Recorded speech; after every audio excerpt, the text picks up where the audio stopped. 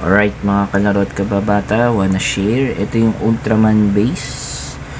Yan, ng mga Special Action Force team. At syempre, featuring yung mga kaijus na nariyaan. Pero ito mga kalaro at kababata, tignan nyo. Ayun, ang Showa era ng Ultraman. Mga pioneering batch ng mga Ultra Brothers. At syempre, nandyan si Ultraman Father.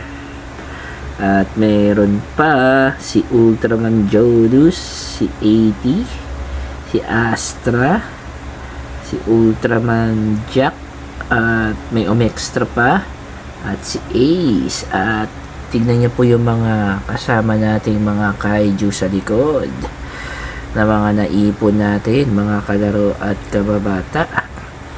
Ultraman is life sa ngayon mga kalaro at kababata, at iyong pagmamasdan ang group of my Showa era Uratora Man.